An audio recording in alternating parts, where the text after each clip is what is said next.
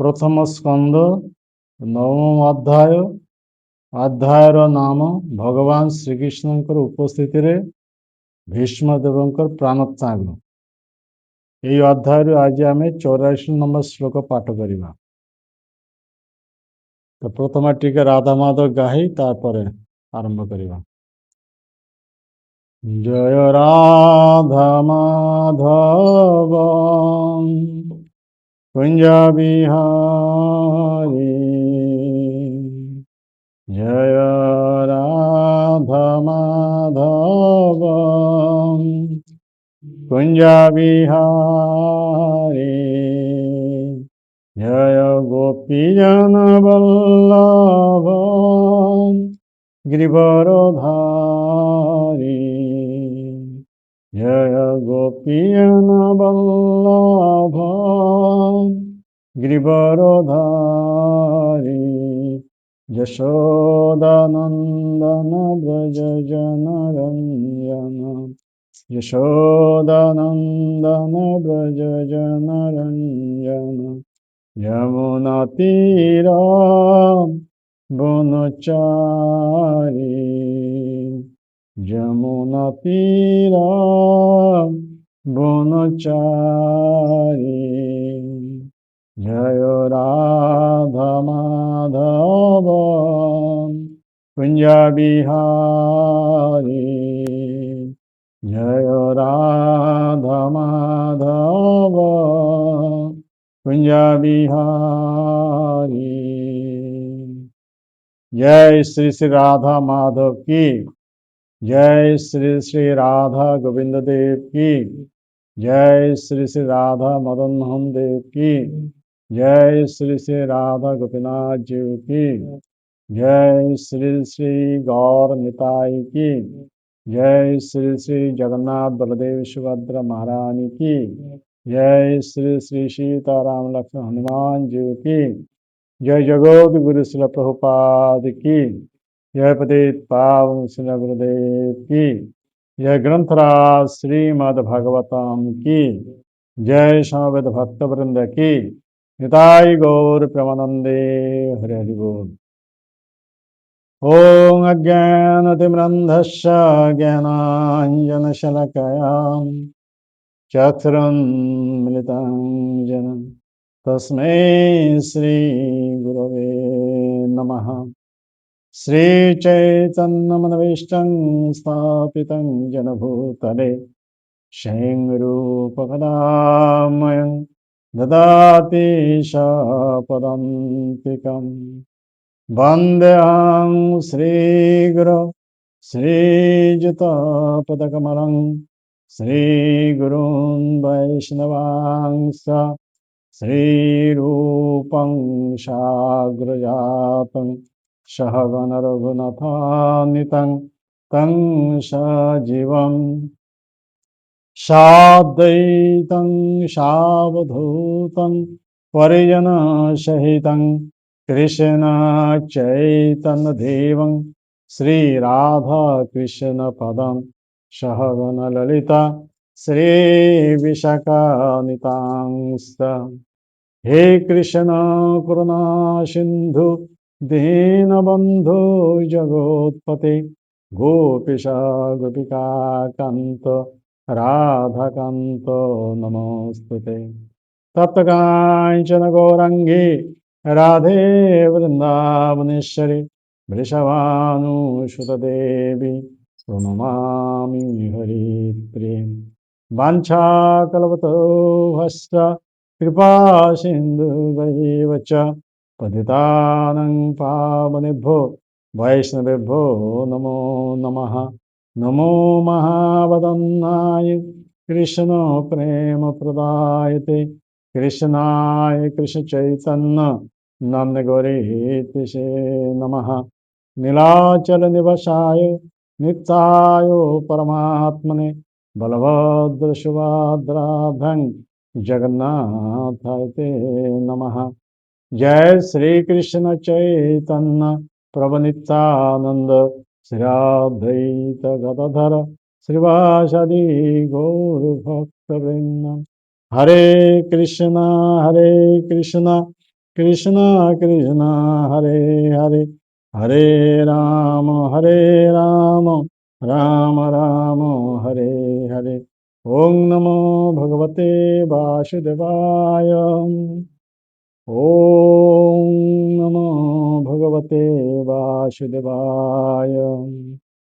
ওং নমো ভগবতে বাসুদেবায়।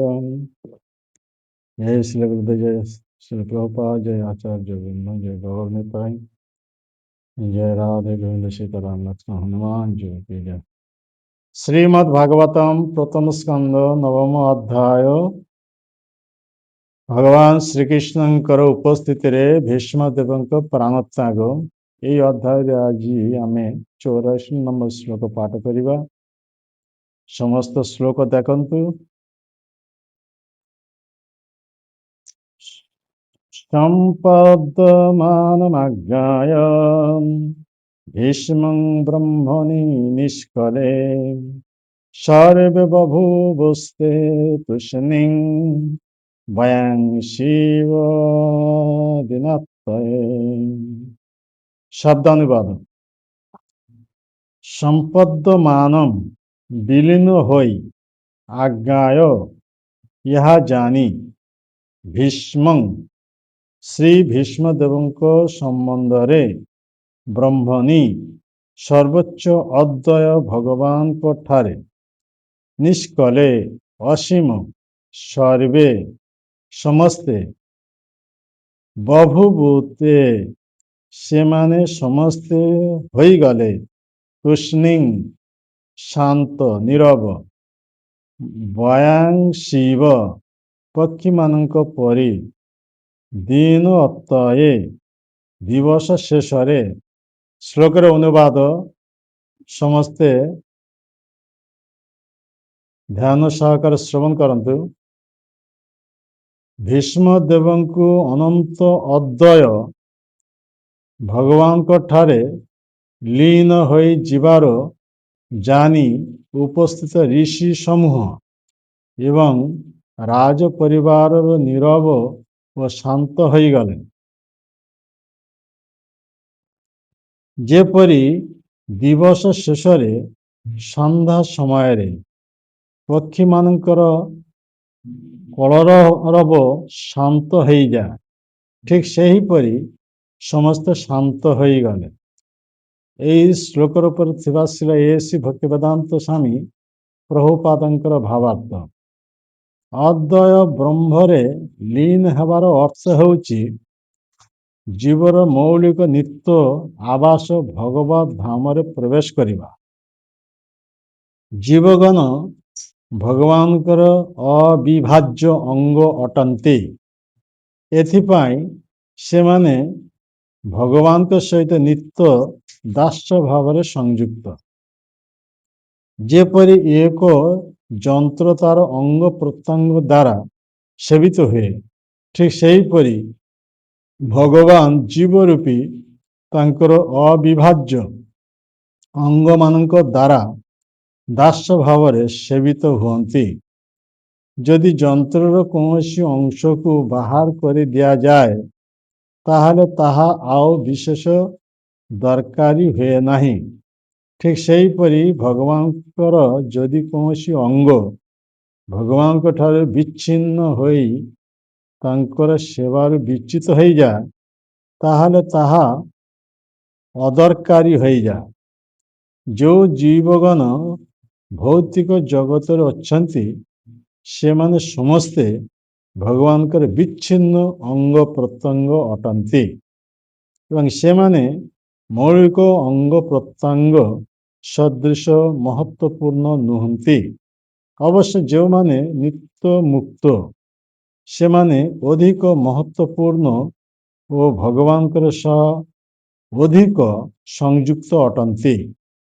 ଭଗବାନଙ୍କର ଭୌତିକ ଶକ୍ତି ଯାହାକି ଦୁର୍ଗା ଶକ୍ତି ନାମରେ ପରିଚିତ, ଯିଏକି ମାଇକ ଜଗତ ରୂପକ କାରାଗାରର ଅଧିଷ୍ଠାତ୍ରୀ ଅଟେ, ସେ ଭଗବାନଙ୍କ ଠାରୁ ବିଚ୍ଛିନ୍ନ ଅଙ୍ଗ ପ୍ରତ୍ୟଙ୍ଗ ଅର୍ଥାତ୍ ଜୀବମାନଙ୍କର ଦାୟିତ୍ୱ ନିଅନ୍ତି।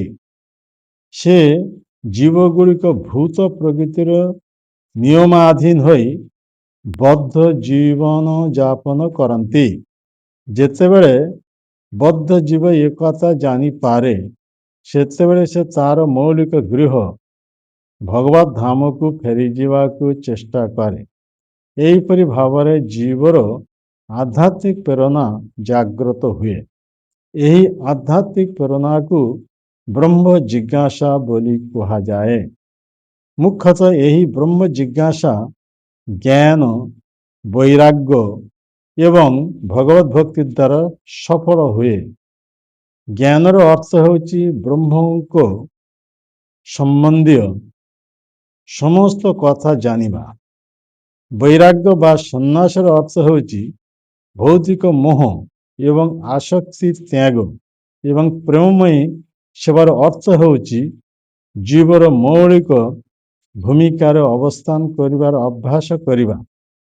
ଯେ ଜୀବନ କାଳ ମଧ୍ୟରେ ଭଗବତ ଧାମରେ ପ୍ରବେଶ କରିବାର ଯୋଗ୍ୟତା ହାସଲ କରିପାରେ, ସେ ସଫଳ ଜୀବ ଅଟେ। ସେ ଜ୍ଞାନୀ, ଯୋଗୀ କିମ୍ବା ଭକ୍ତ ହୋଇପାରେ। ଜ୍ଞାନୀ ଏବଂ ଯୋଗୀଗଣ ଭଗବାନଙ୍କର ନିର୍ବିଶେଷ ଜ୍ୟୋତିରେ ପ୍ରବେଶ କରନ୍ତି, କିନ୍ତୁ ଭକ୍ତଗଣ ଭଗବାନଙ୍କର ଦିବ୍ୟ ଧାମ ବୈକୁଣ୍ଠ ଲୋକରେ ପ୍ରବେଶ କରିପାରନ୍ତି। ବୈକୁଣ୍ଠ ଲୋକରେ ଭଗବାନ ନାରାୟଣ ରୂପରେ ରହିଥାନ୍ତି ଏବଂ ସୂକ୍ଷ୍ମ ମୁକ୍ତ ଜୀବଗଣ ସେଠାରେ ବାସ କରନ୍ତି। ସେମାନେ ସେଠାରେ ଭଗବତ ପ୍ରେମରେ ଉଦ୍ବୁଦ୍ଧ ହୋଇ ଦାସ, ଶକ, ବାତ୍ସଲ୍ୟ ଏବଂ ମାଧୁର୍ଯ୍ୟ ଭାବରେ ତାଙ୍କର ଭଗବାନଙ୍କର ସେବା କରୁଥାନ୍ତି। ସେଠାରେ ଏହି ମୁକ୍ତ ଜୀବଗଣ ପୂର୍ଣ୍ଣ ସ୍ୱାଧୀନ ଭାବରେ ଭଗବାନଙ୍କର ସହିତ ଆନନ୍ଦର ଜୀବନଯାପନ କରନ୍ତି। କିନ୍ତୁ ନିରାକାରବାଦୀ ଜ୍ଞାନୀ ଏବଂ ଯୋଗୀ ବୈକୁଣ୍ଠ ଲୋକର ବାହ୍ୟ ପ୍ରକାଶରେ ପ୍ରବେଶ କରନ୍ତି। ସୂର୍ଯ୍ୟଙ୍କ ସଦୃଶ ବୈକୁଣ୍ଠ ଲୋକଗୁଡ଼ିକ ସତ ପ୍ରକାଶମାନ ଏବଂ ସେ ବୈକୁଣ୍ଠ ଲୋକମାନଙ୍କର ବାହ୍ୟ କିରଣକୁ ବ୍ରହ୍ମଜ୍ୟୋତି ବୋଲି କୁହାଯାଏ। ବ୍ରହ୍ମଜ୍ୟୋତିର ବିସ୍ତାର ସୀମାତୀତ ଅଟେ, କିନ୍ତୁ ଭୌତିକ ଜଗତ ସେ ବ୍ରହ୍ମଜ୍ୟୋତିର ଏକ ନଗଣ୍ୟତମ ଅନ୍ଧକାରାଚ୍ଛନ୍ନ ଅଂଶ ଅଟେ। ଏହି ଆବରଣ ଅସ୍ଥାୟୀ ଅଟେ ଏବଂ ସେଥିପାଇଁ ଏହା ଏକ ପ୍ରକାର ଭ୍ରମ ମାତ୍ର ଅଟେ। ଭୀଷ୍ମଦେବ ଭଗବାନଙ୍କର ଏକ ଶୁଦ୍ଧ ଭକ୍ତଙ୍କ ସଦୃଶ ଏକ ବୈକୁଣ୍ଠ ଲୋକରେ ପ୍ରବେଶ କଲେ, ଯେଉଁଠାରେ ଭଗବାନ ନିତ୍ୟ ପାର୍ଥସାରଥୀ ରୂପରେ ବିଦ୍ୟମାନ। ସେଠାରେ ମୁକ୍ତ ଜୀବଗଣ ଭଗବାନଙ୍କର ସେବାରତ। ଯେଉଁ ପ୍ରେମ ଭକ୍ତି ଭକ୍ତ ଓ ଭଗବାନ ପରସ୍ପରକୁ ବନ୍ଧନ କରିଥାଏ, ତାହା ଭୀଷ୍ମଦେବଙ୍କ ଠାରେ ପ୍ରଦର୍ଶିତ ହୋଇଥିଲା। ଭୀଷ୍ମଦେବ ଭଗବାନଙ୍କର ଦିବ୍ୟ ପାର୍ଥସାରଥୀ ରୂପରେ କେବେ ହେଲେ ବିସ୍ମିତ ହୋଇନଥିଲେ। ଯେତେବେଳେ ଭୀଷ୍ମଦେବ ଦିବ୍ୟ ଧାମକୁ ଯାତ୍ରା କରୁଥିଲେ, ସେତେବେଳେ ଭଗବାନ ସ୍ୱୟଂ ତାଙ୍କ ସମ୍ବନ୍ଧରେ ଉପସ୍ଥିତ ଥିଲେ, ତାଙ୍କ ସମକ୍ଷରେ ଉପସ୍ଥିତ ଥିଲେ। ଏହା ହିଁ ଜୀବନର ବାସ୍ତବିକ ପରିପୂର୍ଣ୍ଣତା ଅଟେ। ଏଠାରେ ବହୁତ ସୁନ୍ଦର କଥା କୁହାଯାଇଛି। ଏଠାରେ ଜୀବର ସ୍ଥିତି ସମ୍ବନ୍ଧରେ କୁହାଯାଉଛି। ଆମେ ସମସ୍ତେ ଭଗବାନଙ୍କର ବିଭିନ୍ନ ଅଂଶ। ତେଣୁ ବିଭିନ୍ନ ଅଂଶ ହେବା ଯୋଗୁଁ ଆମେ ସମସ୍ତେ ଭଗବାନଙ୍କର ଶକ୍ତି। କେଉଁ ପ୍ରକାର ଶକ୍ତି? ନା তটস্থ শক্তি। জীবের স্বরূপ হয় কৃষ্ণের নিত্য দাস, কৃষ্ণের তটস্থা শক্তি ভেদ অভেদ প্রকাশ। ये भगवान चैतन्य महाप्रभु जीवात्मा संबंधे संज्ञा देले। आमे समस्ते भगवानकर विभिन्नांश। तो विभिन्नांश जीव दुई प्रकार। विभिन्नांश जीव द्वैत प्रकार, एक नित्य मुक्त, एक नित्य संसार। नित्य मुक्त नित्य कृष्ण सेवाय उन्मुख। तो जो माने नित्य मुक्त से माने कृष्णंकर नित्य सेवारे उन्मुक्त। कृष्ण पारिषद नाम भुंजे सेवा सुख। ये चैतन्य चरितामृत एक कथा कहा जाउछि। से माने भगवत धामरे अवस्थान कर भगवान प्रेममय सेवार रत अछंती। जेमिति एठारे चारि प्रकार रस कथा कहले, पांच प्रकार मुख्य रस, सात प्रकार गौण रस। तो प्रभुपाद भावार्थ से कहते महाप्रभु जे चारि भाव भक्ति दिया नाचामु जगत, ते चारि भाव भक्त मानकर कथा एठारे कहा जाउछि। दास्य भाव भगवान सेवा करि पारिबे, सख भाव भगवान के सेवार युक्त हो पारिबे, वात्सल्य भाव भगवान के सेवार युक्त हो पारिबे, आ माधुर्य रस भगवान के सेवार युक्त हो पारिबे डायरेक्ट। किंतु पांच प्रकार मुख्य रस मानक मध्य प्रथम जो शांत रस, शांत रस कौन सेवा ना कहीं शांत रस भक्त भगवान को जानती, भगवत संबंधी ज्ञान रही, किंतु भगवान उपदेश मंत्रे पिशाची पालाय कृष्ण भक्ति करे तबे कृष्ण निकट जा। तो भौतिक जगते आमे समस्त बद्ध जीव, बद्ध जीव ये काम क्रोध लोभ मोह मद मात्सर्य षड़ रिपु द्वारा ताड़ित हो विविध प्रकार जड़ देह ग्रहण करुचे, विविध प्रकार विभिन्न प्रकार जड़ देह त्याग करुचे। आमे समस्ते जन्मृत्यु चक्र पड़े जाए एठारे दुख दुर्दशा भोग करुचे।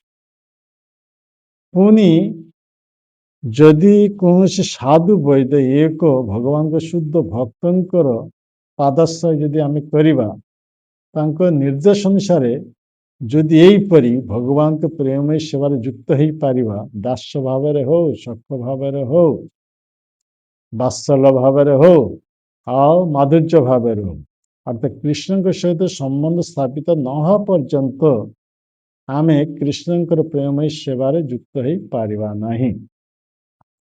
जमिति आमे सब देखिबा बहुत बड़ बड़ भक्त सब अछंती, जदि चारि कुमार ब्रह्मांकर चारि पुत्र सनक सनंद सनातन सनत कुमार एवं एमिति कौन सुखदेव गोस्वामी, ये समस्ते ब्रह्मवादी थे। तो कृष्णंकर गुण कृष्णंकर महिमा ये सब शुनि कृष्णंकर भक्त होती, किंतु सेमाने भगवान डायरेक्ट सेवार रत हो पारे ना।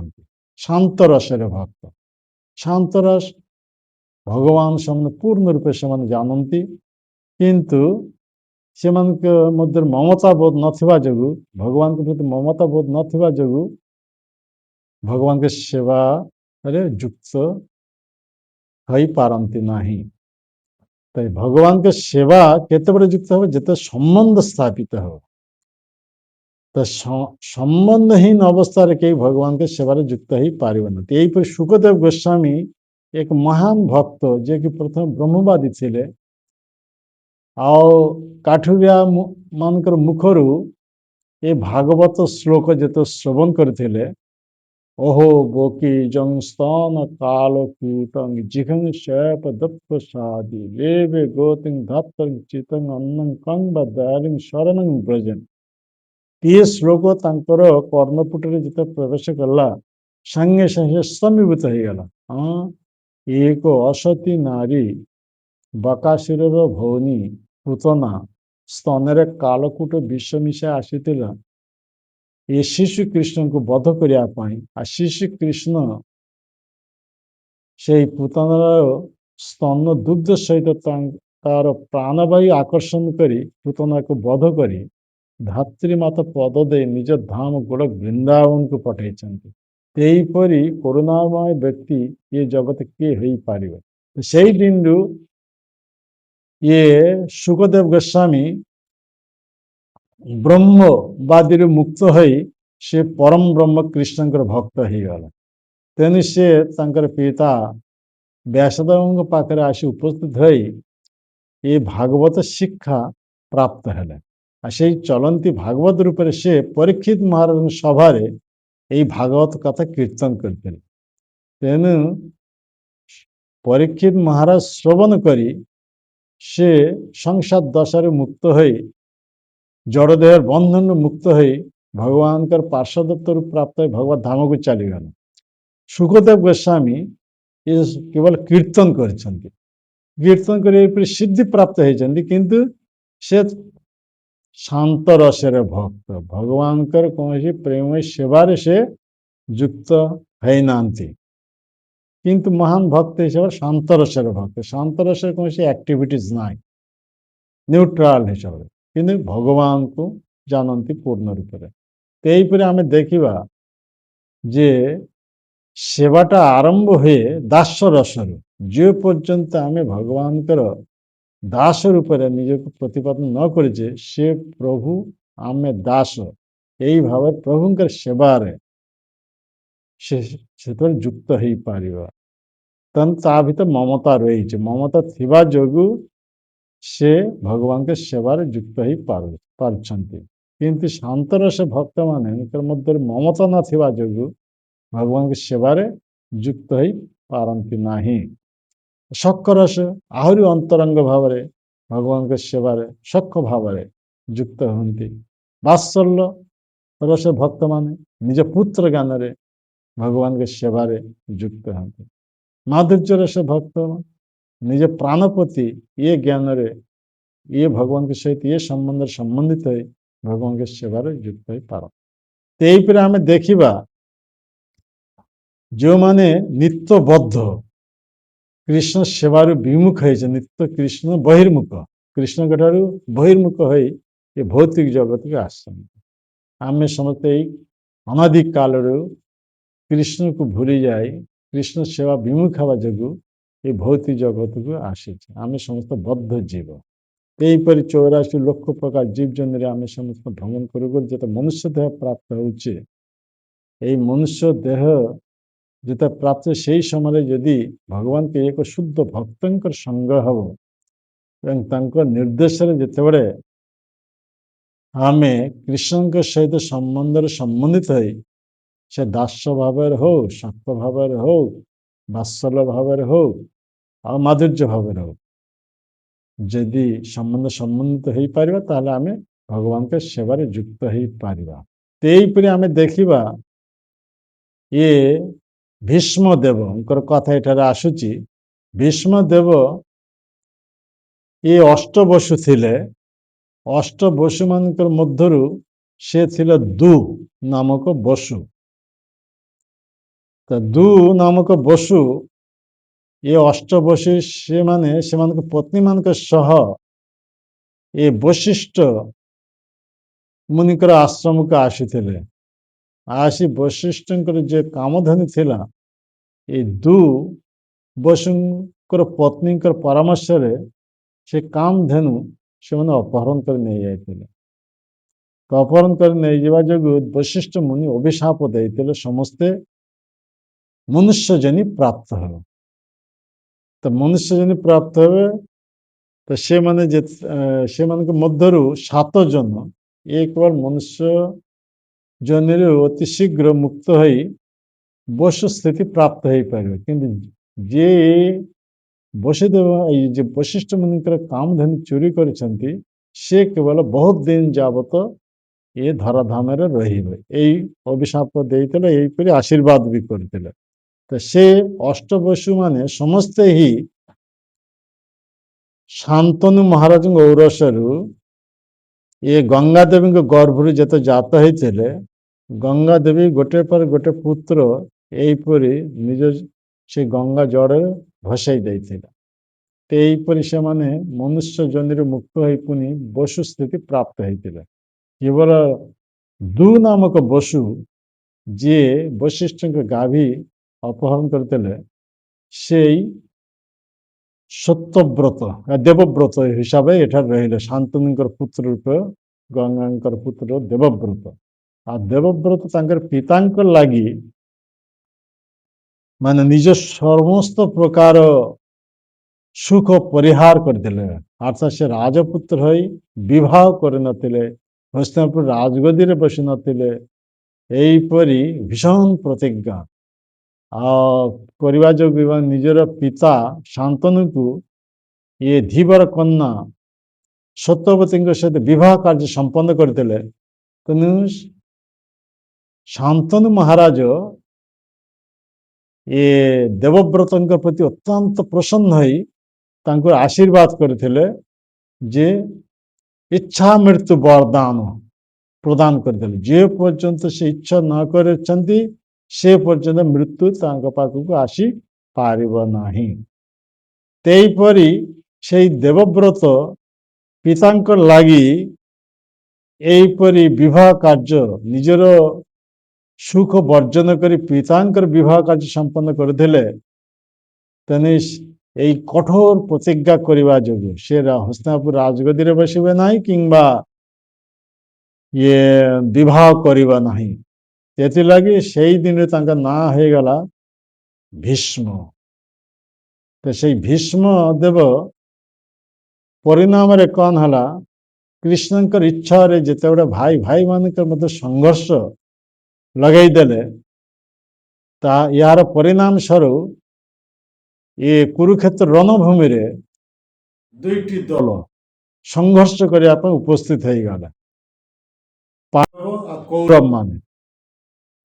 ପାଣ୍ଡବ କୌରବ ମାନେ ଯେତେବେଳେ ଉପସ୍ଥିତ ହେଇ ଯାଇଥିଲେ ସେତେବେଳେ ଏ ଭୀଷ୍ମ ଦେବ କୃଷ୍ଣଙ୍କର ଇଚ୍ଛା ଅନୁସାରେ କୌରବ ପକ୍ଷ ଅବଲମ୍ବନ କରିଥିଲେ, ଅର୍ଥାତ୍ ଦୁର୍ଯ୍ୟୋଧନଙ୍କର ପକ୍ଷ ଅବଲମ୍ବନ କରିଥିଲେ। ଅଥଚ ଇଏ ଭୀଷ୍ମ ଦେବ ପାଣ୍ଡବମାନଙ୍କ ପ୍ରତି ଅତ୍ୟନ୍ତ ସ୍ନେହପରାୟଣ, କିନ୍ତୁ କୃଷ୍ଣଙ୍କର ଯେଉଁ ଇଚ୍ଛା ସେଇ କୃଷ୍ଣଙ୍କ ଇଚ୍ଛା ଅନୁସାରେ ସେ ଦୁର୍ଯ୍ୟୋଧନଙ୍କ ପକ୍ଷ ଅବଲମ୍ବନ କରିଥିଲେ। ଏମିତି କ'ଣ ଗୁରୁ ଦ୍ରୋଣାଚାର୍ଯ୍ୟ ସେ ବି ସେଇ ଦୁର୍ଯ୍ୟୋଧନ ପକ୍ଷ ଅବଲମ୍ବନ କରିଥିଲେ। ଏହିପରି ଯୁଦ୍ଧ ଯେତେବେଳେ ଆରମ୍ଭ ହେବାକୁ ଯାଉଛି ସେହି ସମୟରେ କୌରବ ପକ୍ଷରେ ସେନାପତି ହିସାବରେ ଥିଲେ ପିତାମହ ଭୀଷ୍ମ, ଆଉ ପାଣ୍ଡବ ପକ୍ଷରେ ସେନାପତି ଧୃଷ୍ଟଦ୍ୟୁମ୍ନ ସେ ମୂଳଟି ଶେଷ ପର୍ଯ୍ୟନ୍ତ ଥିଲେ। ପିତାମହ ଭୀଷ୍ମ ଏହିପରି ସେ 10 ଦିନ କାଳ ଯୁଦ୍ଧ କଲେ। ତାପରେ ସେ ଏହିପରି ଅସ୍ତ୍ର ଯେତେବେଳେ ତ୍ୟାଗ କଲେ, ଅର୍ଥାତ୍ ସମ୍ମୁଖରେ ଶିଖଣ୍ଡୀକୁ ଯେତେବେଳେ ଦର୍ଶନ କଲେ ସେ ସବୁ ଅସ୍ତ୍ର ପରିହାର କଲେ। ସେଇ ସୁଯୋଗରେ ଅର୍ଜୁନ ଗୋଟେ ପରେ ଗୋଟେ ବାଣ ବିଦ୍ଧ କରି ତାକୁ ସରସଜ୍ଜାରେ ଶାୟିତ ଅବସ୍ଥା ରଖିଲେ। କିନ୍ତୁ ପିତାମହ ଭୀଷ୍ମ ଇଚ୍ଛା ମୃତ୍ୟୁ ବରଦାନ ପ୍ରାପ୍ତ ହେଇଥିଲେ, ତେଣୁ ସେ ମରି ନଥିଲେ। ଯେ ପର୍ଯ୍ୟନ୍ତ ସେ ଇଚ୍ଛା ନ କରିଛନ୍ତି ସେ ପର୍ଯ୍ୟନ୍ତ ମୃତ୍ୟୁ ତାଙ୍କ ପାଖକୁ ଆସିପାରିବ ନାହିଁ। ତେଣୁ ସେ ସରସଜ୍ଜାରେ ଶାୟିତ ଅବସ୍ଥା ରହିଲେ। ଉଦ୍ଦେଶ୍ୟ କ'ଣ? ସେ ଇଚ୍ଛା ମୃତ୍ୟୁ ବରଦାନ ପ୍ରାପ୍ତ ହେଇଛନ୍ତି, ଯେତେବେଳେ ଇଚ୍ଛା করে ସେ ଦେହତ୍ୟାଗ କରିବେ। ତ ଯେତେବେଳେ ଯୁଦ୍ଧ ଚାଲିଥିଲା ସେତେବେଳେ ଦକ୍ଷିଣ ଆୟନ ଚାଲିଥିଲା, ଅର୍ଥାତ୍ ବର୍ଷେ ଦୁଇଟି ଆୟନ ଚାଲୁଛି। ଗୋଟେ ହଉଛି ଦକ୍ଷିଣ ଆୟନ ଆଉ ଗୋଟେ ହଉଛି ଉତ୍ତରାୟନ। ଏ ଉତ୍ତରାୟନ ଦକ୍ଷିଣାୟନ କଥାର ଅର୍ଥ କ'ଣ? 6 ମାସ ଦକ୍ଷିଣାୟନ ଆଉ 6 ମାସ ଉତ୍ତରାୟନ। 6 ମାସ ଦକ୍ଷିଣାୟନ କହିଲେ ସ୍ୱର୍ଗରେ ସେତେବେଳେ ରାତ୍ରି, ଆଉ 6 ମାସ ଉତ୍ତରାୟନ କହିଲେ ସ୍ୱର୍ଗରେ ସେତେବେଳେ ଦିନ। ତ ଭୀଷ୍ମଦେବ ଏ ଯେତେ ସରସଜ୍ଜାରେ ଶାୟିତ ହେଇଥିଲେ ସେତେବେଳେ ଦକ୍ଷିଣାୟନ ଚାଲିଥିଲା। ଦକ୍ଷିଣାୟନ କଥାର ଅର୍ଥ ହେଉଛି ସେତେବେଳେ ସ୍ୱର୍ଗରେ ରାତ୍ରି କାଳ। ତେଣୁ ଭୀଷ୍ମଦେବ ଇଚ୍ଛା କରିଥିଲେ ଯେ ଯେତେବେଳେ ଉତ୍ତରାୟନ ଆସିବ ସେ ସେତେବେଳେ ତାଙ୍କର ଆରାଧ୍ୟ ଦେବ ଭଗବାନ କୃଷ୍ଣ ପାର୍ଥ ସାରଥୀକୁ ଦର୍ଶନ କରୁ କରୁ ସେ ସେତେବେଳେ ଭଗବାନଙ୍କ ନାମ ଉଚ୍ଚାରଣ କରି ଏହିପରି ଦେହ ତ୍ୟାଗ କରିବେ। এই ଇଚ୍ଛା ନେଇ ସେ ଶସ୍ତ୍ରାଜ୍ୟରେ ଶାୟିତ ହେଇଥିଲେ। ଏହିପରି କୁରୁକ୍ଷେତ୍ର ଯୁଦ୍ଧ ସମାପ୍ତ ହେଲା। କୁରୁକ୍ଷେତ୍ର ଯୁଦ୍ଧ ସମାପ୍ତ ହେବା ପରେ ଭଗବାନ କୃଷ୍ଣ ଏ ଯୁଧିଷ୍ଠିର ମହାରାଜଙ୍କୁ ହସ୍ତିନାପୁର ଏବଂ ଇନ୍ଦ୍ରପ୍ରସ୍ଥର ରାଜା ବନେଇ ଦେଲେ। କିନ୍ତୁ ରାତ୍ରି ସମୟରେ, ରାତ୍ରି କାଳରେ ବିଧବା ସ୍ତ୍ରୀଲୋକମାନେ, ପତିହାରା ବିଧବା ସ୍ତ୍ରୀଲୋକମାନେ ଯେତେବେଳେ କ୍ରନ୍ଦନ କରୁଥିଲେ, ଯୁଧିଷ୍ଠିର ମହାରାଜ ଅତ୍ୟନ୍ତ ଦୁଃଖିତ ହେଇଯାଇଥିଲା। ସେ ସେତେବେଳେ ଦେହ ଧାରଣ କରିବା ପାଇଁ ଚାହୁଁନଥିଲେ। ତାକୁ ସାନ୍ତ୍ୱନା ଦେବା ପାଇଁ ଧୌମ ଋଷି, ବ୍ୟାସଦେବ, ଭଗବାନ କୃଷ୍ଣ ଉପଦେଶ ଦେଲେ ଯେ ତୁମର କୌଣସି ଦୋଷ ନାହିଁ। କିନ୍ତୁ ଯୁଧିଷ୍ଠିର ମହାରାଜ ସେ ଧର୍ମପୁତ୍ର, ତେଣୁ ତାଙ୍କର ମନ ଶାନ୍ତ ହେଇପାରିଲା ନାହିଁ। ତ ଶେଷରେ କୃଷ୍ଣ କହିଲେ ତାହେଲେ ପିତାମହ ଭୀଷ୍ମଙ୍କର ପାଖେ ଚାଲ, ସେ ଯାହା ଉପଦେଶ ଦେବେ ସେ ଅନୁସାରେ ପାଳନ କରିବେ। ତ ସେତେବେଳେ ଏଇ ପଞ୍ଚ ପାଣ୍ଡବ, କୃଷ୍ଣ ଏବଂ ଏମାନେ ସମସ୍ତେ ଆସି ଉପସ୍ଥିତ ହେଇଥିଲେ କେଉଁଠାରେ ନା ଭୀଷ୍ମ ଦେବ ଯେ ଶସ୍ତ୍ରାଜ୍ୟ ଶାୟିତ ଅବସ୍ଥା ଥିଲେ ସେଟାକୁ ଆସି ଉପସ୍ଥିତ ହେଇଥିଲେ। ଆଉ ଭୀଷ୍ମ ଦେବ ଦେହତ୍ୟାଗ କରିବେ। ତେଣୁ ଯେତେ ସବୁ ମୁନି ଋଷି ମାନେ, ରାଜର୍ଷି, ଦେବର୍ଷି, ବ୍ରହ୍ମର୍ଷି ନିଜ ନିଜ ଶିଷ୍ୟମାନଙ୍କ ସହ ସେଠାରେ ଆସି ଉପସ୍ଥିତ ହେଇଯାଇଥିଲେ। ତ ଏଠାକୁ ଯେ ସେଠାରେ ଯେତେ ଆସି ଉପସ୍ଥିତ ହେଇଯାଇଥିଲେ, ଏମିତି ସମୟରେ ଭୀଷ୍ମ ଦେବ ଯୁଧିଷ୍ଠିର ମହାରାଜଙ୍କୁ ବିବିଧ ପ୍ରକାର ଧର୍ମର ଉପଦେଶ ଦେଲେ। ସ୍ତ୍ରୀ ଧର୍ମ, ସମାଜ ଧର୍ମ, ତା ବର୍ଣ୍ଣାଶ୍ରମ ଧର୍ମ, ଏସବୁ ବିବିଧ ପ୍ରକାର ରାଜଧର୍ମ, ଏହିପରି ବିବିଧ ପ୍ରକାର ସବୁ ଉପଦେଶ ଦେଲେ। ବିବିଧ ପ୍ରକାର ଯେତେ ଉପଦେଶ ଦେଉଛନ୍ତି, ଏମିତି ସମୟରେ ଦକ୍ଷିଣାୟନ ଅତିବାହିତ ହେବା ପରେ ଉତ୍ତରାୟଣ କାଳ ଆସିଗଲା। ତ ସେତେବେଳେ ଭୀଷ୍ମ ଏଇ ଇଚ୍ଛା କରିଥିଲେ ଉତ୍ତରାୟଣ ସମୟରେ ସେ ଦେହତ୍ୟାଗ କରିବେ। ତେଣୁ ସେତେବେଳେ ସେ ନୀରବ ହୋଇଗଲେ। ଆଉ ତାଙ୍କ ସମ୍ମୁଖରେ ଉପସ୍ଥିତ ଅଛନ୍ତି ଭଗବାନ କୃଷ୍ଣ। ତ ଏଠାରେ এই ପୂର୍ବବର୍ତ୍ତୀ ଶ୍ଲୋକରେ ଯେ 43 নম্বর ଶ୍ଲୋକରେ ସେଇ କଥା କୁହାଯାଇଛି ଯେ ଭୀଷ୍ମ ଦେବ ଏହିପରି ନୀରବ ହୋଇ ସେ କଣ କଲେ, ବାକ ଦ୍ୱାରା ଭଗବାନଙ୍କ ଗୁଣ କୀର୍ତ୍ତନ କଲେ, ମନ ଦ୍ୱାରା ଭଗବାନଙ୍କ ଚିନ୍ତନ ନିମଗ୍ନ ହେଲେ, ଭଗବାନଙ୍କ ବିବିଧ ଲୀଳା ସ୍ମରଣ କରିବାକୁ ଲାଗେ। ଆଉ ଦୃଷ୍ଟି ଦ୍ୱାରା ଭଗବାନ କୋଟି କନ୍ଦର୍ପ ବିନିନ୍ଦିତ ସେ ମାଧୁର୍ଯ୍ୟମୟ ରୂପ ସେ ଦର୍ଶନ କରିବାକୁ ଲାଗିଲେ। ସେହିପରି ଅବସ୍ଥାରେ ସେ ଭଗବାନଙ୍କର ଚିନ୍ତନରେ, ଭଗବାନଙ୍କର ମନନରେ, ଭଗବାନଙ୍କର ଦର୍ଶନରେ, ଭଗବାନଙ୍କର ଗୁଣ କୀର୍ତ୍ତନରେ ସେ ତଲ୍ଲୀନ ହେଇଗଲେ। ତେଣୁ ଏଠାରେ ଏଇ କଥା କୁହାଯାଉଛି ଯେ ଶ୍ଲୋକରେ এই କଥା କୁହାଯାଏ ଭୀଷ୍ମ ଦେବଙ୍କୁ ଅନନ୍ତ ଅଦ୍ୱୟ ଭଗବାନଙ୍କ ଠାରେ ଲୀନ ହୋଇଯିବାର ଜାଣି ଉପସ୍ଥିତ ଋଷି ସମୂହ ଏବଂ ରାଜ ପରିବାର ନୀରବ ଓ ଶାନ୍ତ ହୋଇଗଲେ। ଏଠାରେ ଏ କଥା ଲୀନ ହେବାର ଅର୍ଥ ହେଉଛି ଏହା ଭଗବତ ଚିନ୍ତନରେ ସଂଲୀନ ହୋଇଗଲେ। ଏହା ନାହିଁ ଯେ ଭଗବାନଙ୍କର ଦେହରେ ଲୀନ ହୋଇଗଲେ, ଏମିତି ନୁହେଁ। କାହିଁକିନା ଭୀଷ୍ମଦେବ ହେଉଛନ୍ତି ଭଗବାନଙ୍କ ଶୁଦ୍ଧ ଭକ୍ତ। ତ ଭଗବାନଙ୍କର ଚିନ୍ତନରେ, ଭଗବାନଙ୍କର ମନନରେ, ଭଗବାନଙ୍କ ଲୀଳା ସ୍ମରଣରେ ସେ ତଲ୍ଲୀନ ହୋଇଗଲେ। ସେହିପରି ଭୀଷ୍ମଦେବଙ୍କ ଆରାଧ୍ୟ ଭଗବାନଙ୍କ ଅନନ୍ତ ରୂପମାନଙ୍କ ମଧ୍ୟରୁ ଇଏ ରୂପ ପାର୍ଥ ସାରଥୀ ରୂପ। ତେଣୁ ଅନନ୍ତ କୋଟି ବୈକୁଣ୍ଠ ରହିଛି। ଅନନ୍ତ କୋଟି ବୈକୁଣ୍ଠ ମାନଙ୍କ ମଧ୍ୟରୁ ଗୋଟେ ବୈକୁଣ୍ଠ ଯେଉଁଠାରେ ଏ ପାର୍ଥ ସାରଥୀ ରୂପେ ଭଗବାନ ବିରାଜମାନ। ତେଣୁ ଚୈତନ୍ୟ ଚରିତାମୃତ କୁହାଯାଉଛି যে সাংস বিভিন্নাংশ রূপে হইয়া বিস্তার ଅନନ୍ତ ବୈକୁଣ୍ଠ ବ୍ରହ୍ମାଣ୍ଡେ କରନ ବିହା। ତ ଏଠାରେ ଭଗବାନ ନିଜକୁ ସାଂସ ରୂପରେ ଆଉ ବିଭିନ୍ନାଂଶ ରୂପେ ବିସ୍ତାର କରି ଅନନ୍ତ ବୈକୁଣ୍ଠରେ ଏବଂ ଅନନ୍ତ ବ୍ରହ୍ମାଣ୍ଡରେ ସେ ଲୀଳା କରୁଛନ୍ତି। ଏଠାରେ ଅନନ୍ତ ବୈକୁଣ୍ଠ କଥା କୁହାଯାଇଛି। ଅନନ୍ତ ବୈକୁଣ୍ଠ ଯେଉଁଠାରେ ଭଗବାନ ନାରାୟଣ ସ୍ୱରୂପରେ ବିରାଜମାନ। ତ ଅନନ୍ତ ପ୍ରତ୍ୟେକ ବୈକୁଣ୍ଠରେ ଜଣେ ଜଣେ ବୈକୁଣ୍ଠାଧିପତି ନାରାୟଣ ଅଛନ୍ତି। ତ ଭୀଷ୍ମଦେବଙ୍କ ଆରାଧ୍ୟ ହେଉଛି କିଏ ନା ପାର୍ଥ ସାରଥୀ ରୂପେ।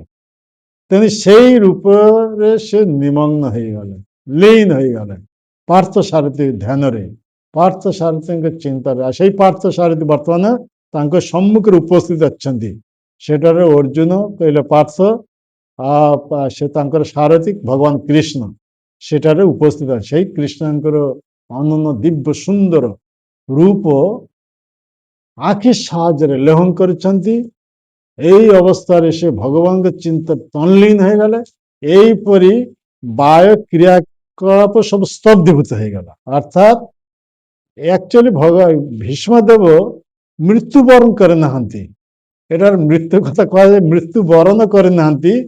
ସେ ଭଗବାନଙ୍କ ଚିନ୍ତାରେ ତଲ୍ଲୀନ ହେଇଗଲେ, ଭଗବାନଙ୍କ ଚିନ୍ତାରେ ଭଗବତ ଧାମକୁ ଯିବା ପାଇଁ ତଲ୍ଲୀନ ହେଇ, ତେଣୁ ବାୟ କାର୍ଯ୍ୟକଳାପ ସବୁ ସ୍ତବ୍ଧୀଭୂତ ହେଇଗଲା।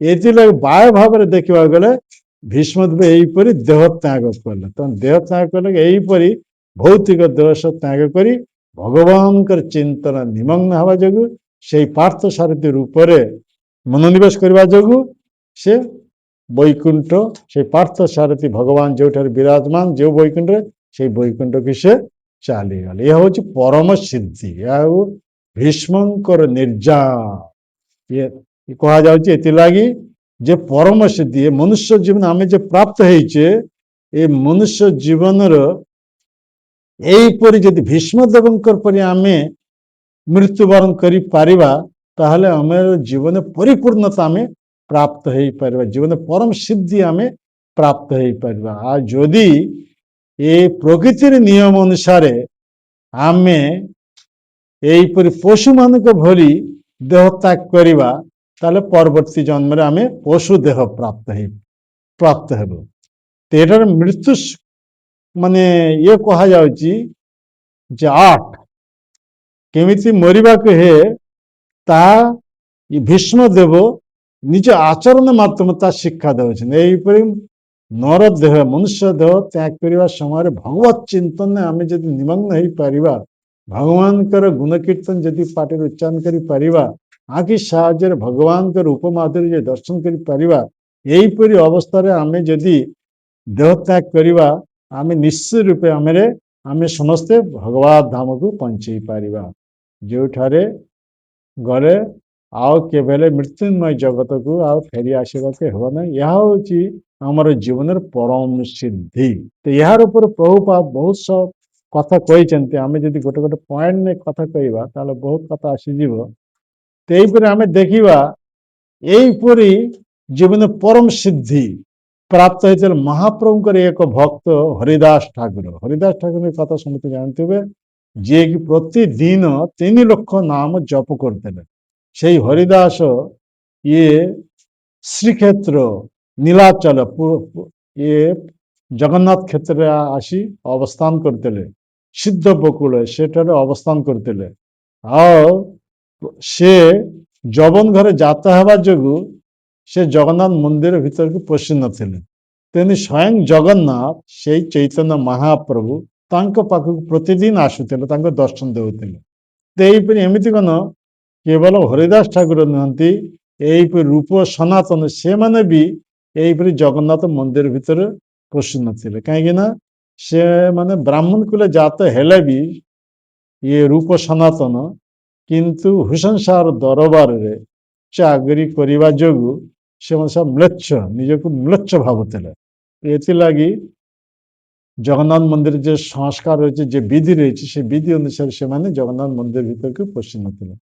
ଏହିପରି ଦେଖାଯାଏ ଭଗବାନ ଚୈତନ୍ୟ ମହାପ୍ରଭୁ, ସେଇ ଜଗନ୍ନାଥ ଚୈତନ୍ୟ ମହାପ୍ରଭୁ ସର୍ବରୁ ପ୍ରତିଦିନ ଆସି ଏ ହରିଦାସଙ୍କ ସହ ଏ ରୂପ ସନାତନ ଏମାନଙ୍କୁ ସେମାନେ ଆସି ଯେତେ ରହୁଥିଲେ, ସେମାନଙ୍କୁ ସବୁ ଦର୍ଶନ ଦେଉଥିଲେ। ତ ହରିଦାସ ଠାକୁର ବହୁତ ବୟସ ହେଇଯାଇଥିଲା, ବାର୍ଦ୍ଧକ୍ୟ ଦଶା ପ୍ରାପ୍ତ ହେଇଯାଇଥିଲା।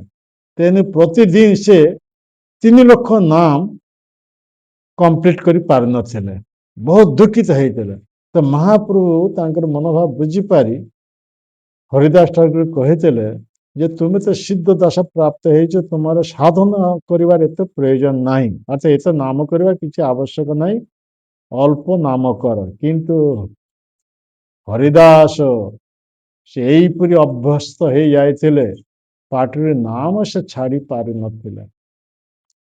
ତ ସେ ମହାପ୍ରଭୁ ସେତେବେଳେ ହରିଦାସଙ୍କୁ ପଚାରିଲେ ତମର ମନରେ ଭାବ କ'ଣ ତା ଖୋଲିକିରି ମତେ କୁହ।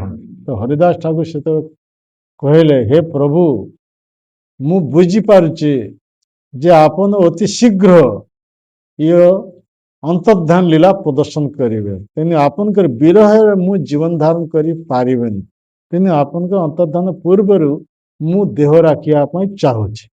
ହରିଦାସ ନିଜର ଅଭିଳାଷ କଥା ବ୍ୟକ୍ତ କଲେ। ମହାପ୍ରଭୁ ସାଙ୍ଗେ ସାଙ୍ଗେ କହିଲେ ଭକ୍ତଙ୍କର ଯାହା ଇଚ୍ଛା କୃଷ୍ଣ ତାହା ପୂରଣ କରିବେ। ଏଇ କଥା କହି ମହାପ୍ରଭୁ ଚାଲିଗଲେ। ତା ପରଦିନେ ମହାପ୍ରଭୁ ପାର୍ଷଦ ମାନଙ୍କ ସହ କୀର୍ତ୍ତନ ସହଯୋଗରେ ଏଇ ହରିଦାସଙ୍କ ପାଖରେ ଆସି ଉପସ୍ଥିତ ହେଲେ। ଆଉ ମହାପ୍ରଭୁ ପାର୍ଷଦ ମାନଙ୍କୁ ସମସ୍ତେ ନିର୍ଦ୍ଦେଶ ଦେଲେ, ଭକ୍ତ ମାନଙ୍କୁ ନିର୍ଦ୍ଦେଶ ଦେଲେ ତମେ ମାନେ ଉଚ୍ଚସ୍ୱରରେ ସମସ୍ତେ କୀର୍ତ୍ତନ କର। ଏମିତି ସମୟ ଭକ୍ତମାନେ ଉଚ୍ଚସ୍ୱରରେ ସମସ୍ତେ କୀର୍ତ୍ତନ କରିଛନ୍ତି, ପ୍ରେମରେ ଏଇପରି କୀର୍ତ୍ତନ କରିଛନ୍ତି। ମହାପ୍ରଭୁ ଆସି ହରିଦାସ ଠାକୁର ପାଖରେ ଉପସ୍ଥିତ ହେଲେ। ଆଉ ହରିଦାସ ଠାକୁର କ'ଣ କଲେ, ମହାପ୍ରଭୁଙ୍କ ପାଦ ପଦ୍ମ ନିଜ ବକ୍ଷ ଦେଶରେ ଧାରଣ କଲେ। ଆଉ ହରିଦାସ ଠାକୁର ମହାପ୍ରଭୁଙ୍କର କୋଟି କନ୍ଦର୍ପ ବିନିନ୍ଦିତ ଏ ମାଧୁର୍ଯ୍ୟମୟ ରୂପ ଆଖି ସାହାଯ୍ୟରେ ଲେହନ କରୁଥିଲେ। ଆଉ ଏଇ ସମୟରେ ଯେ ହରିଦାସ ଠାକୁର ସାରା ଜୀବନ ଏ ହରେ କୃଷ୍ଣ ମହାମନ୍ତ୍ର ଜପ କରି ଆସିଛନ୍ତି, ସେଇ ହରିଦାସ ଠାକୁର ଅନ୍ତିମ ସମୟରେ ଏଇପରି ଅବସ୍ଥା ଭଗବତ ଚିନ୍ତନେ ଭଗବାନଙ୍କର ଇଏ ରୂପ ଦର୍ଶନରେ ଏଇପରି ତଲ୍ଲୀନ ହୋଇ ଆଉ ଶେଷରେ ସେ ଉଚ୍ଚାରଣ କଲେ ଜୟ ଶ୍ରୀକୃଷ୍ଣ ଚୈତନ୍ୟ। ଏ ମହାପ୍ରଭୁଙ୍କ ନାମ ଉଚ୍ଚାରଣ କରି ଦେହ ରାଖିଲେ। ଦେଖନ୍ତୁ ଏଠାରେ ହରିଦାସ ଠାକୁର ସାରା ଜୀବନ ଯେ ହରେ କୃଷ୍ଣ ମହାମନ୍ତ୍ର ଜପ କରି ଆସିଛନ୍ତି, ହରେ କୃଷ୍ଣ ମହାମନ୍ତ୍ର ରାଧାକୃଷ୍ଣ ଚିନ୍ତନ, କିନ୍ତୁ ସେଇ ରାଧାକୃଷ୍ଣ ଦୁଇ ଦେହ ଯେତେବେଳେ ଏକ ସ୍ୱରୂପରେ ବିରାଜମାନ, ସେ ହେଉଛନ୍ତି ଚୈତନ୍ୟ ମହାପ୍ରଭୁ। ତ ସେ ରାଧାକୃଷ୍ଣ ମିଳିତ ତନି ଚୈତନ୍ୟ ମହାପ୍ରଭୁ ସାକ୍ଷାତ ସେଠାରେ ଉପସ୍ଥିତ। ତେନି ହରେ କୃଷ୍ଣ ମହାମନ୍ତ୍ର ମାନି সেই শ্রীকৃষ্ণ চৈতন্য। তা শ্রীকৃষ্ণ চৈতন্য রাধাকৃষ্ণ নহে অন্য, অর্থাৎ শ্রীকৃষ্ণ চৈতন্য অন্য কেউ নহନ୍ତି, ସେ ହେଉଛନ୍ତି ସ୍ୱୟଂ ରାଧାକୃଷ୍ଣ। ରାଧାକୃଷ୍ଣ ଦୁଇ ଦେହ ଯେତେବେଳେ ଏକ ଦେହ ଧାରଣ କରିଛନ୍ତି ସେତେ ଚୈତନ୍ୟ ମହାପ୍ରଭୁ, আর শ্রীকৃষ্ণ চৈতন্য শ্রীকৃষ্ণ চৈতন্য যেତେବେଳେ ଦୁଇ ଦେହ ଧାରଣ କରିଛନ୍ତି ସେତେବେଳେ ରାଧାକୃଷ୍ଣ। ଏଠାରେ সেই ରାଧାକୃଷ୍ଣ ମିଳିତ ଚୈତନ୍ୟ ମହାପ୍ରଭୁ ସେଠାରେ ଉପସ୍ଥିତ ଅଛନ୍ତି। ତେଣୁ ହରିଦାସ ଠାକୁର ଅନ୍ତିମ ସମୟରେ ହେ ଚୈତନ୍ୟ ମହାପ୍ରଭୁ ରୂପ ମାଧୁରୀ ଆଖି ସାହାଯ୍ୟରେ ଲେହନ କରିଥିଲେ। ଆଉ ମନ ଭଗବାନଙ୍କର ସେଇ ଲୀଳାରେ ତଲ୍ଲୀନ କରିଥିଲେ। ଆଉ ବାକ୍ୟ ଦ୍ୱାରା ଏ ଶେଷ ଜୟ ଶ୍ରୀକୃଷ୍ଣ ଚୈତନ୍ୟ ଉଚ୍ଚାରଣ କରି ଦେହ ରାଖିଲେ।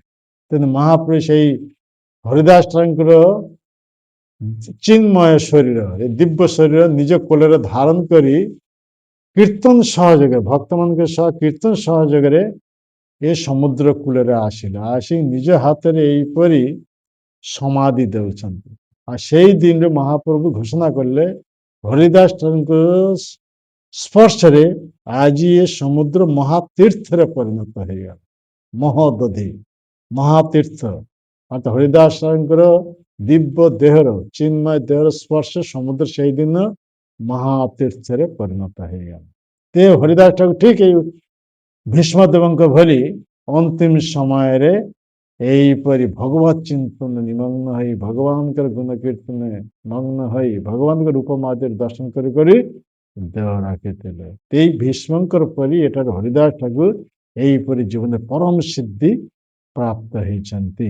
ते ପ୍ରଭୁପାଦ ଭାବାର୍ଥରେ ଏଇ କଥା କହିଛନ୍ତି, ଏହା ହେଉଛି ଆମର ଜୀବନରେ ଏକମାତ୍ର ଉଦ୍ଦେଶ୍ୟ। ମନୁଷ୍ୟ ଜୀବନରେ ଏକମାତ୍ର ଉଦ୍ଦେଶ୍ୟ ହେଉଛି ଭୀଷ୍ମଦେବ ଭଗବାନଙ୍କ ଦିବ୍ୟ ପାର୍ଥ ସାରଥୀ ରୂପରେ କେବେ ହେଲେ ବିସ୍ମିତ ହୋଇନଥିଲେ। ଯେତେବେଳେ ଭୀଷ୍ମଦେବ ଦିବ୍ୟ ଧାମକୁ ଯାତ୍ରା କରୁଥିଲେ ସେତେବେଳେ ଭଗବାନ ସ୍ୱୟଂ ତାଙ୍କ ସମ୍ମୁଖରେ ଉପସ୍ଥିତ ଥିଲେ। ଏହା ହିଁ ଜୀବନର ବାସ୍ତବିକ ପରିପୂର୍ଣ୍ଣତା ଅଟେ। এই জীবনে পরম সিদ্ধি প্রাপ্ত হওয়াকে হলে এইপরি ভীষ্মদেবଙ୍କ পরি ଆମେ ଯଦି ଆଚରଣ କରିପାରିବା ତାହେଲେ ଆମେ ଜୀବନରେ ପରମ ସିଦ୍ଧି ପ୍ରାପ୍ତ ହୋଇ ପୁଣି ଭଗବତ ଧାମକୁ ଯାଇ ଭଗବାନଙ୍କ ପ୍ରେମମୟ ସେବାରେ ଯୁକ୍ତ ହେଇପାରିବା। ଏଥିଲାଗି ଭୀଷ୍ମଦେବ ଇଏ ପ୍ରତ୍ୟେକ ଉଦାହରଣ। আর ବିଷ୍ଣୁଦେବ ପରେ ପରେ ଏହିପରି ହରିଦାସ ଠାକୁର ତାର ପ୍ରତ୍ୟକ୍ଷ ଉଦାହରଣ। ଏଇ ସବୁ ମହାଜନ ମାନଙ୍କର ପଦାଙ୍କୁ ଅନୁସରଣ କରିବାକୁ ତାହେଲେ ଆମର ଜୀବନ ସାର୍ଥକ ହେବ, ମନୁଷ୍ୟ ଜୀବନ। ଏ ପ୍ରସଙ୍ଗରେ ବହୁତ ସବୁ କଥା ଆସିବ, ତ ଆମର ସମୟ ହେଇଯାଇଛି। ତା ଏଠାରେ ଆଉ କ'ଣ କହିବା? ଯଦି କାହାର କିଛି ପ୍ରଶ୍ନ ଥିବ ପ୍ରଶ୍ନ ପଚାରି ପାରନ୍ତି। ଆମର 9:05 ହେଇଯାଇଛି। କାହାର ଯଦି କିଛି ପ୍ରଶ୍ନ ଅଛି ତ ପ୍ରଶ୍ନ ପଚାରି ପାରନ୍ତି। 5-7 ମିନିଟ୍ ଆମେ ଦେଇପାରିବା। ଟିକେ ଡେରିରେ ଆରମ୍ଭ ହେଇଯାଇଥିଲା ତ ବ୍ୟବସ୍ଥା ନଥିଲା ଠିକ। କାହାର କିଛି ପ୍ରଶ୍ନ ଅଛି କି?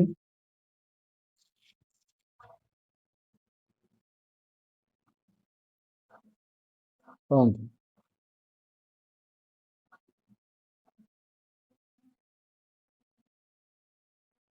ହଁ କଣ କ'ଣ ହେଲା? ଯନ୍ତ୍ର, ହଁ।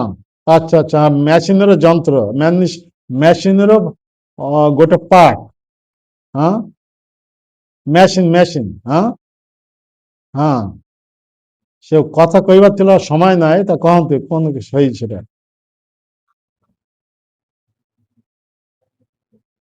ହୁଁ ହୁଁ ହଁ ହଁ, ଯେମିତି ଆମେ ସମସ୍ତେ ଭଗବାନଙ୍କର ଅଂଶ, ବିଭିନ୍ନ ଅଂଶ କଥା କୁହାଯାଉଥିଲା, ତ ଆମେ ଭଗବାନଙ୍କ ଠାରୁ ବିଚ୍ୟୁତ ହେଇଯାଇଛୁ। ତେଣୁ ଆମେ ସମସ୍ତେ ଅଦରକାରୀ ହେଇଯାଇଛି। ତେଣୁ ଆମେ ସମସ୍ତେ ଏଠାରେ ଦୁଃଖ ଭୋଗ କରୁଛୁ। କଥା ବୁଝିପାରିଲେ? କିନ୍ତୁ ଭଗବାନଙ୍କ ଠାରୁ ବିଚ୍ଛିନ୍ନ ହେଲେ ବି ଭଗବାନ ସର୍ବଦା ପୂର୍ଣ୍ଣ ଅବସ୍ଥା। କିନ୍ତୁ ଏଠାରେ ମେସିନରେ ଯୋଉ ଉଦାହରଣ ଦିଆଯାଇଛି, ମେସିନରୁ ଯଦି ଗୋଟେ ଅଂଶ ଖସିଯିବ ତାହେଲେ ସେ ବେକାର ହେଇଗଲା। କିନ୍ତୁ ଇଏ ବେକାର ହେଲା, ମେସିନ ବି ବେକାର ହେଇଗଲା। କଥା ବୁଝିପାରିଲେ? ହଁ, ମେସିନରୁ ଯଦି ଗୋଟେ ଖସିଗଲା ତ ଇଏ ପାର୍ଟଟା ବି ବେକାର ହେଇଗଲା, ମେସିନ ବି ବେକାର ହେଇଗଲା। କିନ୍ତୁ ଏଠାରେ ଯେ ଉଦାହରଣ ଦେଉଛନ୍ତି ଯେ ଭଗବାନଙ୍କର ଅଂଶ ଆମେ, ଭଗବାନ ଠାରୁ ବିଚ୍ଛିନ୍ନ ହେଲା ଆମେ ବେକାର ହେଇଯିବା, ଭଗବାନ କେବେ ହେଲେ ବେକାର ହେବେ ନାହିଁ। ଇଏ ଗୋଟେ ଉଦାହରଣ ବୁଝାনো ଯାଉଛି। କଥା ବୁଝିପାରିଲେ? ଇଏ ତ ଭଗବାନ ସେ ସଚ୍ଚିଦାନନ୍ଦମୟ। ତାଙ୍କଠାରୁ ଆମେ ବିଚ୍ଛିନ୍ନ ହେଲେ ଆମେ ବେକାର ହେଇଯିବୁ, କିନ୍ତୁ ଭଗବାନ କେବେ ହେଲେ ବେକାର ହେବ ନାହିଁ। ସେ ଦିବ୍ୟ ଆନନ୍ଦ ଶ୍ରୀ ସଚ୍ଚିଦାନନ୍ଦମୟ। କିନ୍ତୁ ଏଠାରେ ମେସିନ ଠାରୁ ଯଦି ଗୋଟେ ପାର୍ଟ ବିଚ୍ଛିନ୍ନ ହେଇଯିବ, ଇଏ ପାର୍ଟ ବି ବେକାର ହେଇଯିବ, ମେସିନ ବି ବେକାର ହେଇଯିବ, ମେସିନ ଆଉ ଚାଲିବନି। ଇଏ ଜଡ଼ ଉଦାହରଣ। କଥା ବୁଝିପାରିଲେ? ହଁ, ଏଟାকে ବୁଝାଇବା ପାଇଁ। ହଁ, ଆଉ କାହାର କି କୌଣସି ପ୍ରଶ୍ନ ଅଛି କି?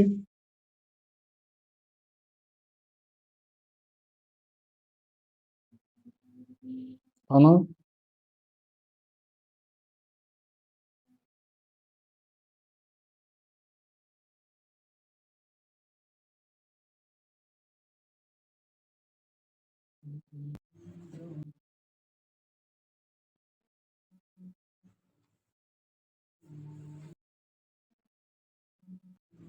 ଏଠାରେ ଯେମିତି ଉଦାହରଣ ଦେଇ ହବ, ଯେମିତି ରାସ୍ତାରେ ସିଗ୍ନାଲ ରହିଛି, ଏ ରାସ୍ତା ଦେଇ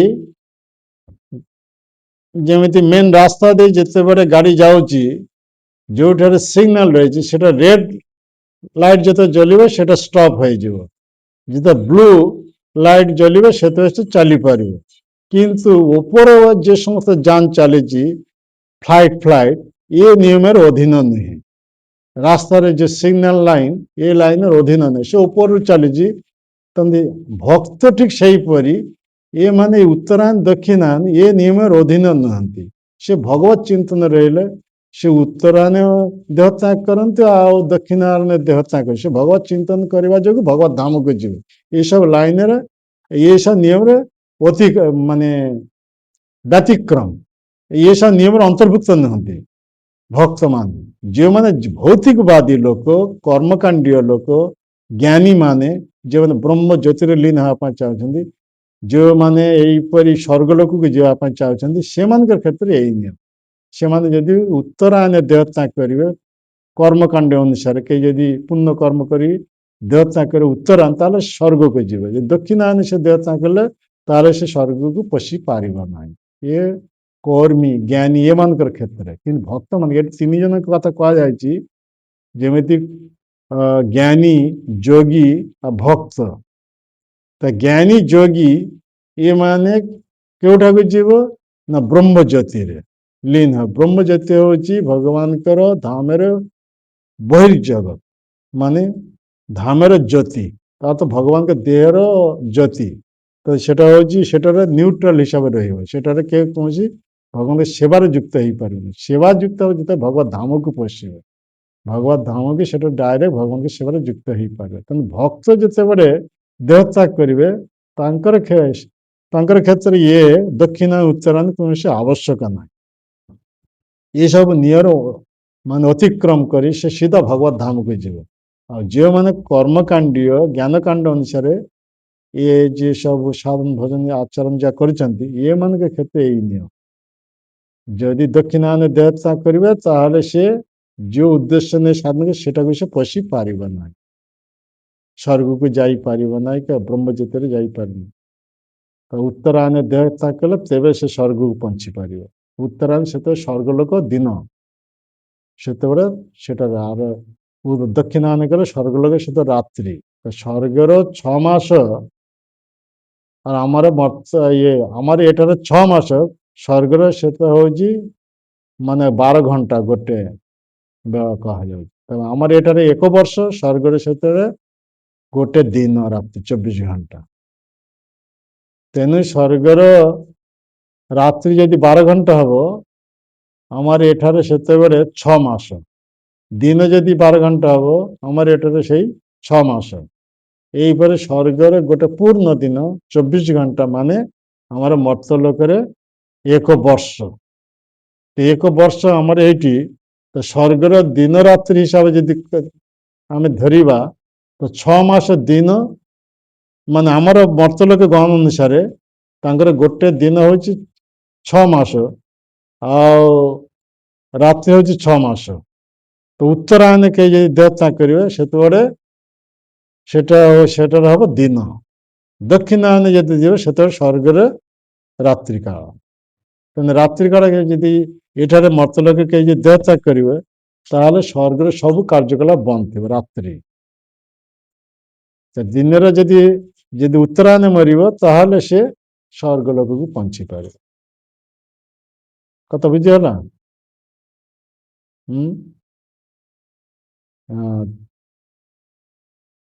আর কাহারি কম প্রশ্ন আছে?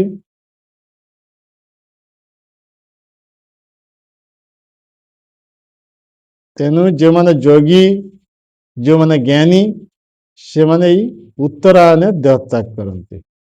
ଯୋଗ ଅବଲମ୍ବନ କରି ଯେଉଁ ଲୋକକୁ ଯିବେ ଉଚ୍ଚ ଲୋକକୁ, ସେ ଉତ୍ତରାୟଣ ଅପେକ୍ଷା ରହନ୍ତି। ତ ଭୀଷ୍ମଦେବ ତ ଭଗବାନଙ୍କର ମହାନ ଭକ୍ତ, ୟା ପାଇଁ ଏ ସବୁ ନିୟମ ନାହିଁ, ତଥାପି ସେ ଏଇ ନିୟମ ଅନୁସାରେ ସେ କଲେ। ଇଚ୍ଛା ମୃତ୍ୟୁ ବର୍ତ୍ତମାନ ପ୍ରାପ୍ତ ହେଇ ଉତ୍ତରାୟଣ ସେ ଦେହ ରଖି ଭଗବତ ଧାମକୁ ଚାଲିଗଲେ।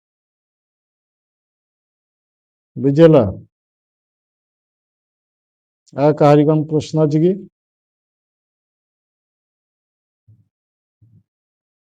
ତମେ ଜପ ଟପ ଠିକ କରୁଛ? ହଁ କଣ? ହଁ ହଁ ହଁ ଠିକ ଭାବରେ ଜପ ସାଧନ ଭଜନ ସବୁ କରିବ।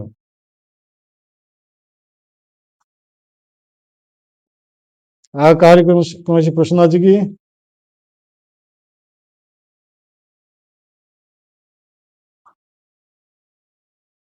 ପ୍ରଶ୍ନ ପଚାରିବାକୁ ଆସୁନି, କାହାକୁ କହନ୍ତୁ ସେ କହିବ।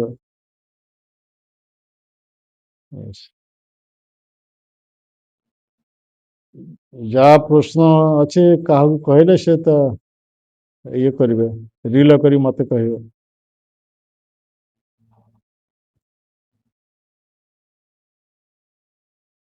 ତାହେଲେ ଏଇଠି ଆମେ କଥା ରଖୁଛେ, ସମୟ ହେଇଯାଇଛି 9:15 ହେବାକୁ ଯାଉଛି। ଆଚ୍ଛା ମହାବାହୁ ପ୍ରଭୁ, ହଁ আর কার কিছু প্রশ্ন নাই তো? হ্যাঁ, মতে প্রথমে দিয়েছিল 43 নম্বর শ্লোক, আজ দেখলি পুন 44 নম্বর, আর সময় কান দেখিয়া পাই, বুঝিপারল? হুম। হ্যাঁ, না আমার বর্তমান প্রসাদের টাইম হয়ে গেল না, 9টা পর্যন্ত ক্লাস। ঠিক আছে, আমি কথা রাখুছি। জয় শিল প্রভুপাদ কি, জয় শিল গুরুদেব কি, জয় সমবেত ভক্তবৃন্দ কি, নিতাই গৌর প্রেমানন্দে, হরি হরি বল, হরে কৃষ্ণ।